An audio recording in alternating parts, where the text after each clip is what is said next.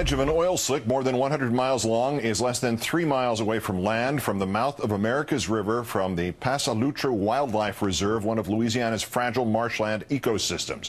But in our third story tonight, it's already made an impact farther away in Washington. The president today unleashing the federal government to respond, and even though Tea Partiers don't seem to mind this government bailout, Mr. Obama assured taxpayers private industry will be picking up this tab too. While BP is ultimately responsible for funding the cost of response and cleanup operations, my administration will continue to use every single available resource at our disposal, including potentially the Department of Defense. Triggered by the explosion and sinking of a Gulf rig more than a week ago, the spill itself from the pipe that once connected the rig to the well almost 1 mile down is now gushing 5 times faster, says the government, than BP first claimed, pouring 210,000 gallons into the Gulf every day, putting it on pace to surpass by next week the milestone 1969 spill off Santa Barbara, California, putting Mr. Obama on the defensive. The White House hinting it could reconsider plans to expand offshore drilling. As Huffington Post reports, the administration gave BP some exemptions for this rig based on BP estimates of a worst-case scenario that was better than this spill. And that BP executives pushed back against new rules last September, claiming the industry's current safety and environmental statistics demonstrate that the voluntary programs have been and continue to be very successful. And though BP is now considering cleanup methods never tested this deep, including underwater chemical dispersants and a 100-ton steel dome. Earlier this month, Sarah Palin told Republicans in New Orleans no more study is needed to drill for new oil in the Gulf. We can produce it safely and responsibly. We don't need more studies. We need more action, because energy produced in America is security for America, and it is jobs for American workers, jobs that can't be outsourced. Let's drill, baby, drill, not stall, baby, stall.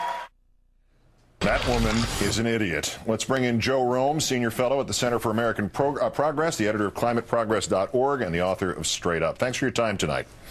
Thanks for having me, Keith. BP originally said it could handle a spill by itself. It originally said it would just be 1,000 barrels a day. How has that affected this whole thing, what they said? Yeah, well, BP gave us, they said, trust us. And they said they gave us a lowball estimate for the spill rate and left everyone with the impression that they could take care of it themselves. I think, thankfully, the Obama administration didn't trust them. NOAA did their own calculation and realized that this thing, spill rate, was 5 times what BP said. It's 200,000 gallons a day. And so Obama declared all hands on deck. And, he sent out the Coast Guard and EPA and Interior. But I think BP's initial reaction, has made this mess a lot tougher to clean up. The cause of the explosion is yet to be determined. The cause of the safety valve not engaging fully yet to be determined. But does that mean it's too early to determine whether or not regulation was an issue here? Well, you had the quote from Palin. Everyone said this is clean, this is safe. The fact of the matter is that BP was not using the latest technology. Brazil requires this backup cutoff switch that BP was not using.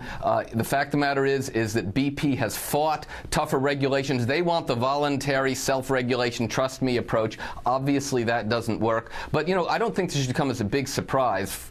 For 8 years, this country was led by 2 oil guys, 2 fossil fuel guys. They looked the other way. They didn't regulate tough. So we've had the worst mine disaster in decades. We had just had another mine disaster. And now we've had a big oil disaster. I don't think it's a coincidence.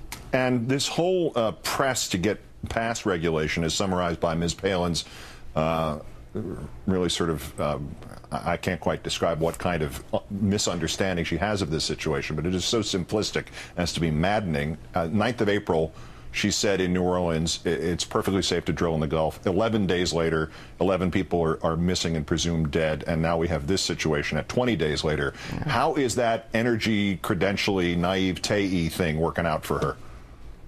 Yeah, well, Palin, you know, she said she was an expert on foreign policy because she could see Russia from her home. If she'd have looked in the other direction, she'd have seen Prince William Sound, where the Exxon Valdez spilled all that oil and, you know, caused an environmental disaster. Well, this BP spill, if it keeps up at the current rate in 50 days, it will be worse than the Exxon Valdez. And I spoke to a friend of mine who was a 20-year Coast Guard veteran, and he said these well blowouts, they can take months to cap, and that this oil is going to percolate and cause devastation to, you know, fish. I think we all remember the Exxon Valdez pictures of the oil-covered shores and birds and fish. So, you know, I think we believed people when they said you can drill clean and safely in the Gulf, but I think we've now learned otherwise. Very briefly, is this going to change the Obama administration's point of view on this subject?